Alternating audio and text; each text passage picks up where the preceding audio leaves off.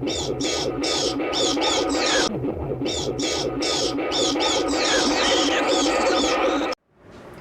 everybody, Gras, GKBC with a October TBR.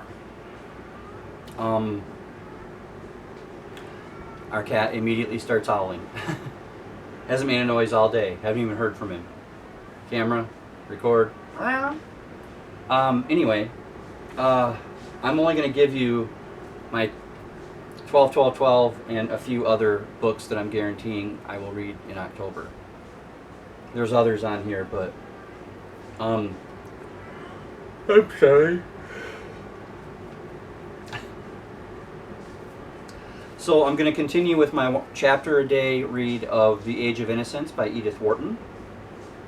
I kind of missed a few days when we went out of town early in the week, but I'm through chapter 14, which is, by the way, 106 pages out of 293. So I'm getting my way through that. Okay, let's see. My graphic novel, I'm just going to go in order of ease here. My graphic novel for October is Usagi Yojimbo by Stan Sakai. Sakai, something like that. This is the Saga, book 1, and it's all in black and white, and it's the whole thing. All 600 and something pages. So I'm gonna read this.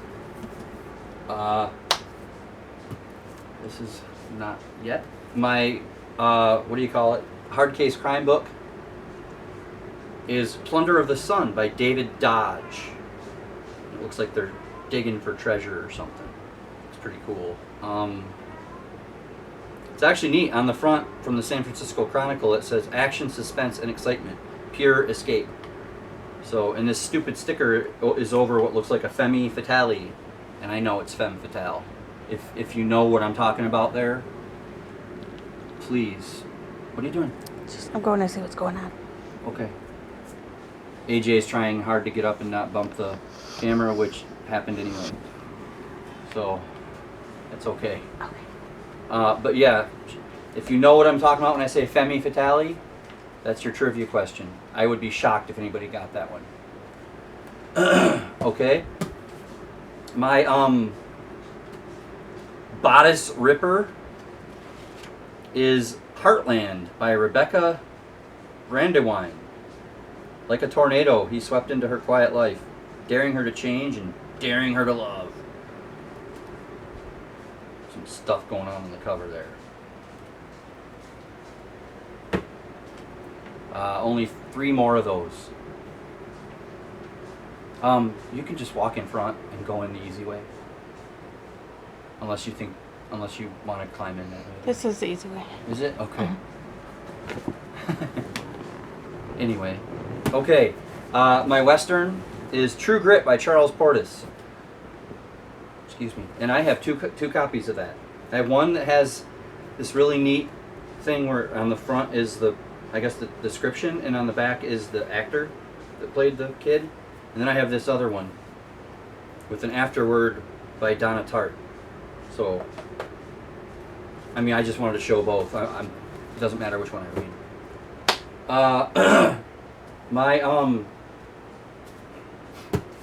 My science fiction book for the month is going to be one or the other.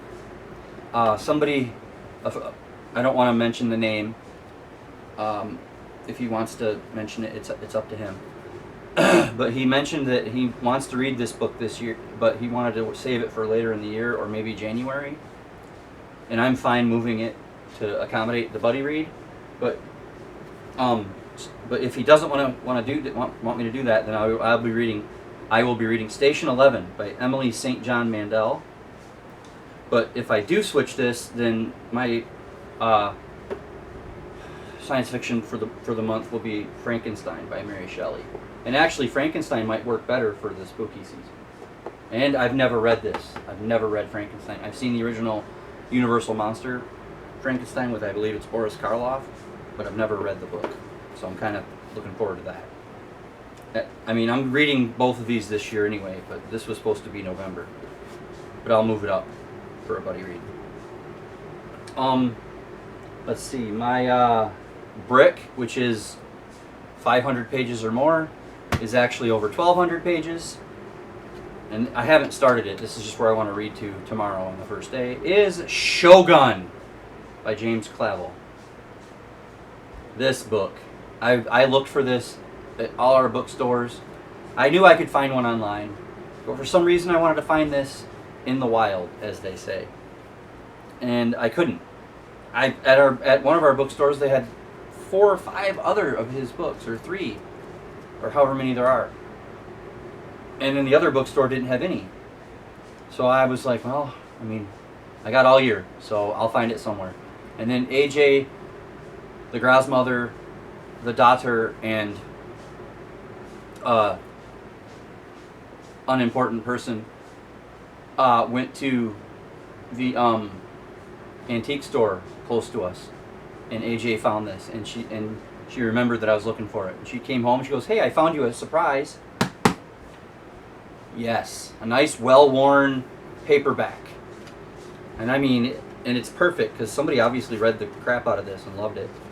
And this copy is from, it says August 1977, but the good news about this book is it's not just my brick for this month.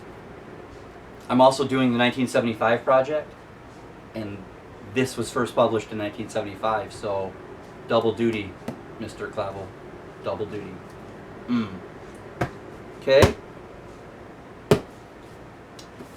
My thriller suspense mystery book this month is Daisy Darker by Alice Feeney. I've seen a couple people talk about this and they seem to really like it. They like Alice Feeney, so I'm giving it a try. I'm going to also be participating in... Oh wait, I'm not done with 12-12-12. I apologize. You'll see pictures showing up around me. For my vampire book this month, Fever Dreams by George R.R. Martin. The only thing I've ever read by George R.R. Martin is the first half of the first book in the Game of Thrones series. Wasn't really my thing. So I'm hoping that this is better. But yeah, you should see that around me. My werewolf book this month is The Wolfen by Whitley Strieber. Strieber? The I is first, so probably Strieber. So, the ghost story is going to be a blip, because it's Turn of the Screw by Henry James, and that's only 87 pages.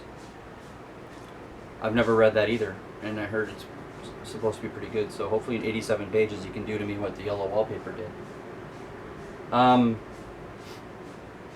My Agatha Christie this month is The Giant's Bread.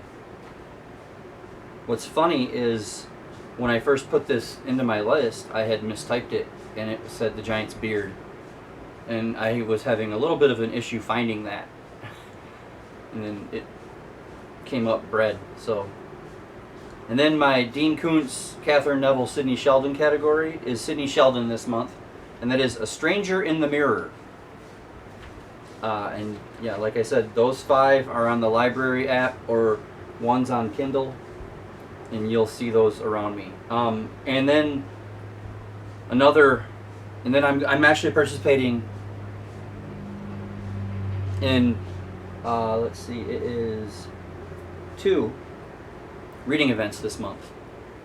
The first one is Victober. Hashtag Victober, and I can't remember who the host is.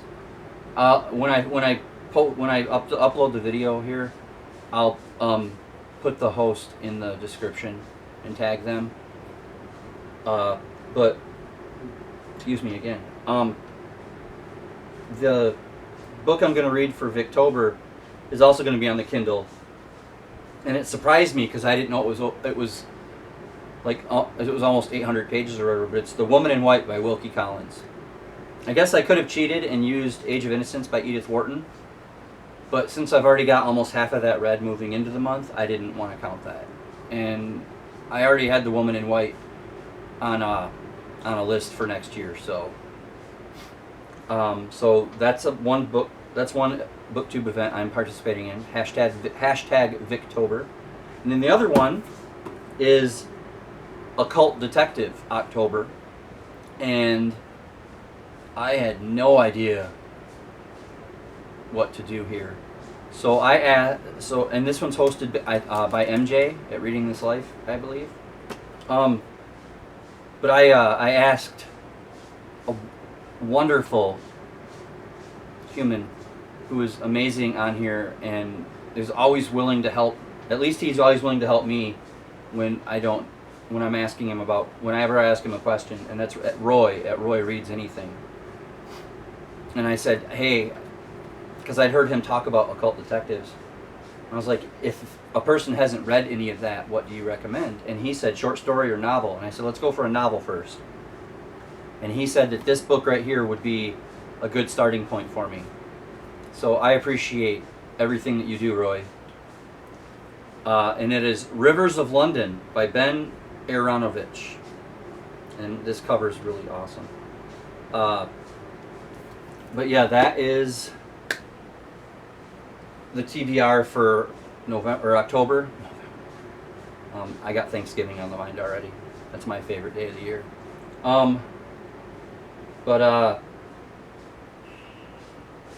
If you've read any of these books, let me know what you thought. If you haven't and you want to, let me know. Maybe we can do a buddy read this month. I'm always down for that.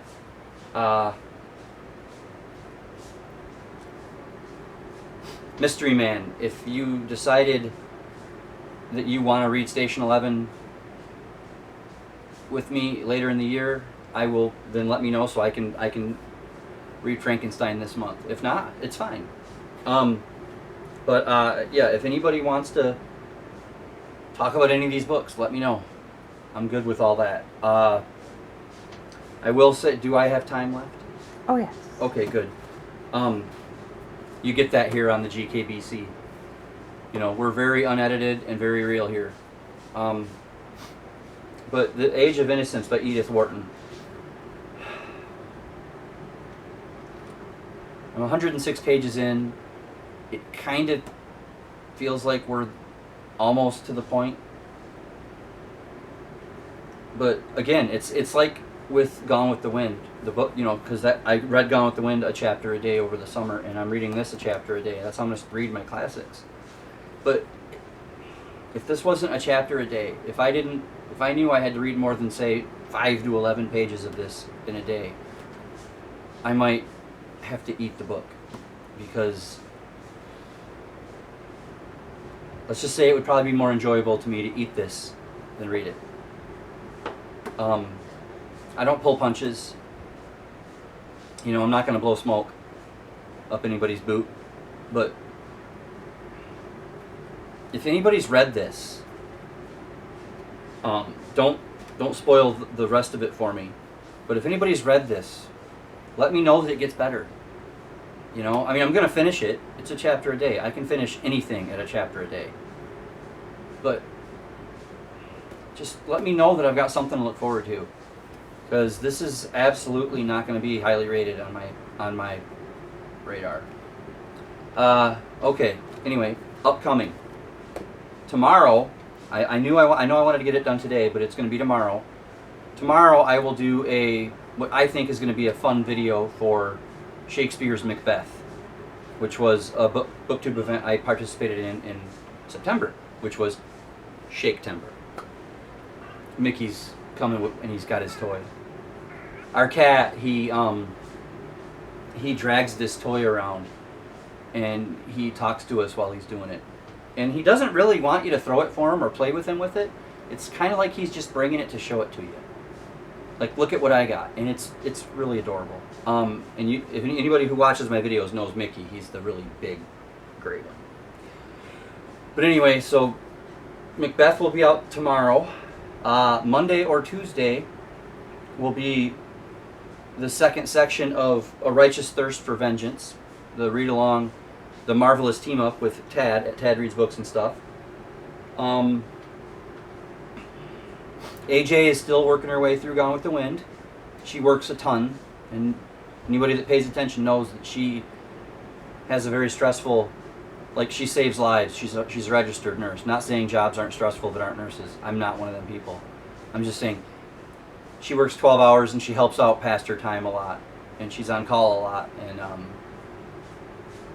so when she reads, she falls asleep. So she's getting there though. I think she's almost at 50%, which is great. Let's see. Let me cover what I'm supposed to talk about here. Sorry, I know this is riveting.